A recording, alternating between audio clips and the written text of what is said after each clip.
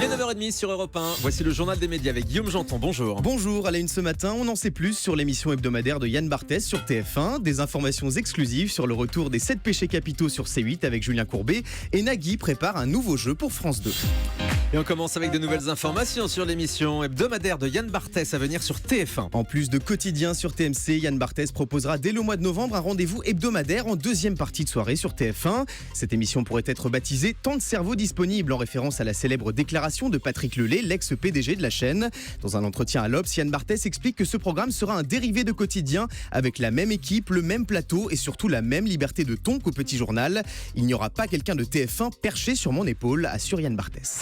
Par exemple, le PDG de TF1, Gilles Pélisson, qui a dévoilé hier la stratégie du groupe. Dans le cadre des rencontres de l'UDECAM, le nouveau grand patron de TF1 a rappelé le nouveau positionnement des chaînes du groupe avant d'expliquer comment LCI, en clair depuis peu, compte émerger face aux 3 autres chaînes d'information. Notre ambition, c'est de devenir un groupe multi-chaîne, multimédia, multimétier.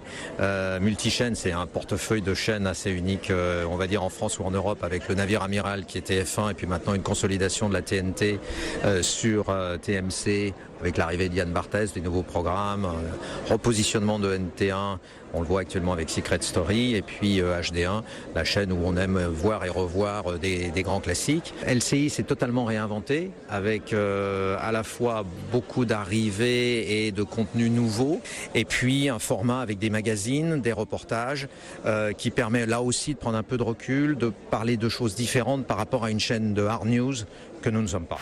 Pélisson, le PDG de TF1. Des informations exclusives à présent sur le retour des 7 péchés capitaux avec Julien Courbet prochainement sur C8. Julien Courbet va ressusciter son émission culte anciennement diffusée sur TF1 dans une nouvelle formule. Selon nos informations exclusives, les 7 péchés capitaux version C8 seront diffusés en prime et en direct. Désormais, l'émission qui présente des histoires vraies basées chacune sur l'un des 7 péchés misera davantage sur l'humour. La première aura lieu à la fin du mois d'octobre sur C8. Nagui prépare un nouveau jeu pour France 2. La société de production de Nagui, Airprod, est à la recherche de candidats pour Trouver l'intrus, un nouveau jeu diffusé prochainement sur France 2. Téléstar en dit plus sur la mécanique de ce nouveau format. Dans Trouver l'intrus, les 5 candidats ne devront pas trouver la bonne réponse aux questions, mais la mauvaise. Chaque jour, le meilleur d'entre eux affrontera le champion en titre, un concept qui n'est pas sans rappeler un autre jeu de Nagui. Tout le monde veut prendre sa place.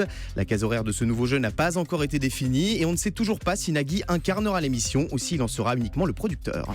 Et sur France 2 toujours, ce sera bientôt le retour du concours de jeunes talents prodiges. La chaîne et le producteur Shine viennent de terminer l'enregistrement de la saison 3 de ce concours de jeunes talents du classique présenté par Marianne James.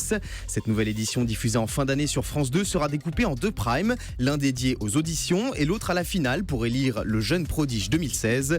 Selon TV Mag, France 2 prépare également Prodige, le live, un concert exceptionnel qui se déroulera le 2 juin prochain en direct de Lille. Marianne James sera entourée de vainqueurs de la saison précédente, mais aussi d'une chorale de 10 000 jeunes chanteurs, rien que ça.